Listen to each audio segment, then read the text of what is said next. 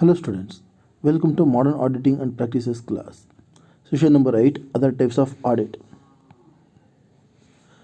Other types of audit, ಲೆಕ್ಕ ಪರಿಶೋಧನೆ ಇತರೆ ವಿಧಗಳು ಯಾವ್ಯಾವುದು ಅಂತಂದರೆ, first one statutory audits, second one operational audit, next one compliance audit, next one investigative auditing, next one management audit. First one, statutory audit.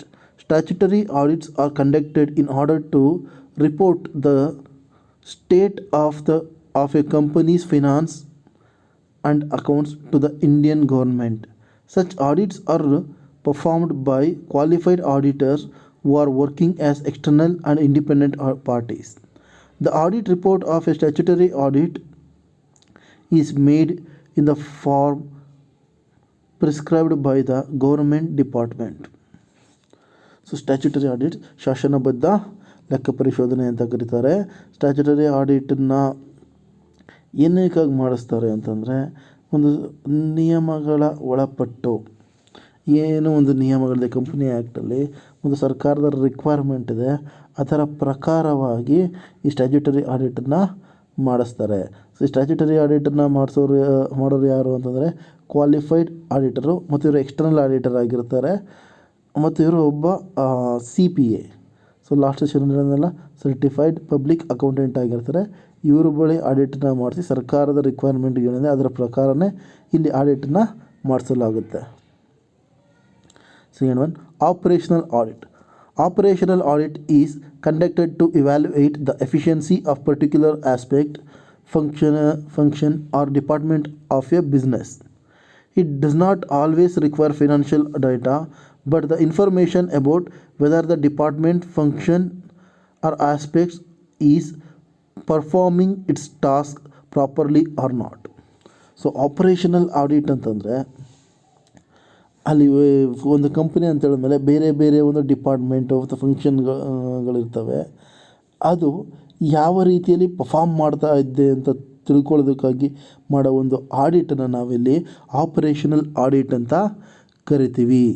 So ಪ್ರತಿಯೊಂದು department ಅದರ ಕೆಲಸವನ್ನು ಸರಿಯಾದ ರೀತಿಯಲ್ಲಿ ಮಾಡ್ತಾ ಇದೆಯೋ ಇಲ್ವೋ ಅಂತ ಈ ಆಪರೇಷನಲ್ ಆಡಿಟ್ ಮುಖಾಂತರ ತಿಳ್ಕೊಳ್ಬಹುದು. Compliance audit. There are many types of compliances that a company or any other type of business has to follow to stay in business. The compliance audit is therefore done to check whether the company or partner or sole proprietorship is following the rules and regulations set by the government. So ಈ compliance audit ಬಂದು ಸರ್ಕಾರ ಮತ್ತು ವಿವಿಧ ಇಲಾಖೆಗಳು, ವಿವಿಧ ಅಥಾರಿಟಿಗಳು ಏನು ಕೆಲವೊಂದು rules, regulation ಮತ್ತು ಕೆಲವೊಂದು ಆ್ಯಕ್ಟ್ಗಳು ಏನಂತ ಸ್ಪೆಸಿಫೈ ಮಾಡಿರ್ತವೆ, ಆ ರೂಲ್ಸು, ರೆಗ್ಯುಲೇಷನ್ಗಳು ಇವುಗಳನ್ನೆಲ್ಲ ಅಳವಡಿಸಿಕೊಂಡು ತನ್ನ ಕಂಪನಿಯನ್ನು ಮುಂದುವರ್ಸ್ಕೊಂಡು ಹೋಗ್ತಾ ಇದೆಯೋ ಇಲ್ವೋ ಅಂತ ಚೆಕ್ ಮಾಡೋದನ್ನೇ ಕಂಪ್ಲೈನ್ಸ್ ಆಡಿಟ್ ಅಂತ ಕರೀತಾರೆ. ಸೊ ಕಂಪ್ನಿ ಆಗಿರ್ಬೋದು, ಪಾರ್ಟ್ನರ್ಶಿಪ್ ಫರ್ಮ್ ಆಗಿರ್ಬೋದು, ಅಥವಾ ಸೋಲ್ ಟ್ರೇಡಿಂಗ್ ಪ್ರೊಪ್ರೈಟರ್ಶಿಪ್ ಆಗಿರ್ಬೋದು, ಇಲ್ಲಿ ಅವುಗಳಿಗೆ ಆದಂಥ ಕೆಲವೊಂದು rules and ರೆಗ್ಯುಲೇಷನ್ಗಳಿರ್ತವೆ.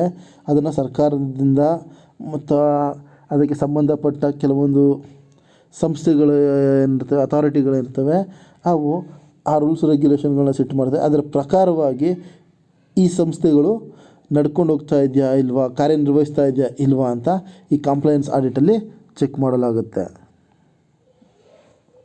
Investigative auditing. Investigative audit takes place when there is some suspicious activities in the business entity's finances. In other words, it's done if there is something wrong in the financial details of a business. Another reason to do investigative audit is to assess the risk factor of the business. Investigative audit. So ಹೆಸರು ಹೇಳ್ತಾ ಇದೆ, ಈ ಲೆಕ್ಕ investigation, ಏನೋ ಒಂದನ್ನು ಪರಿಶೋಧನೆಗೆ ಒಳಪಡಿಸ್ತಾ ಇದ್ದೀವಿ, ಇನ್ವೆಸ್ಟಿಗೇಟ್ನ ನಾವು ಮಾಡ್ತಾ ಇದ್ದೀವಿ.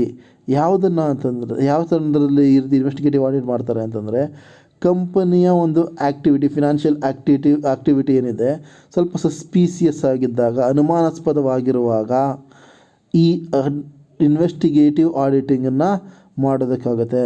ಮತ್ತು ಬಿಸ್ನೆಸ್ಸಲ್ಲಿ ಏನಾದರೂ ರಿಸ್ಕ್ ಇದೆ ಅಂತ ಏನಾದರೂ ತಿಳಿದ ಸಂದರ್ಭದಲ್ಲಿ ಇನ್ವೆಸ್ಟಿಗೇಟಿವ್ ಆಡಿಟನ್ನು ಸಂಬಂಧಪಟ್ಟವರು ಮಾಡಿಸ್ತಾರೆ. Management audit. Management audit is done by independent contractor who provide insight of the management structure of the business. Similar to operational audit, managed audit is done to check the performance of the business as a whole.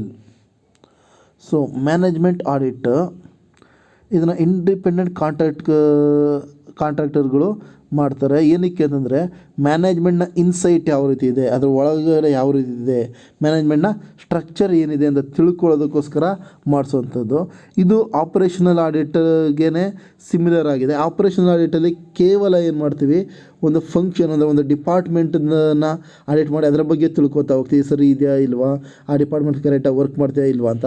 ಇಲ್ಲಿ management ಆಡಿಟಲ್ಲಿ ಬಿಸ್ನೆಸ್ಸನ್ನು, ಸಂಪೂರ್ಣ ಬಿಸ್ನೆಸ್ಸನ್ನು ಯಾವ ರೀತಿ ಹೋಗ್ತಾ ಇದೆ, ಅದರ management ಯಾವ ರೀತಿ ಇದೆ, ಮ್ಯಾನೇಜ್ಮೆಂಟ್ ಯಾವ ರೀತಿ ಪರ್ಫಾರ್ಮ್ ಮಾಡ್ತಿದೆ ಅಂತ ತಿಳ್ಕೊಳ್ಳೋದಕ್ಕಾಗಿ ಈ ಮ್ಯಾನೇಜ್ಮೆಂಟ್ ಆಡಿಟನ್ನು ಮಾಡಿಸ್ತಾರೆ. Thank you students.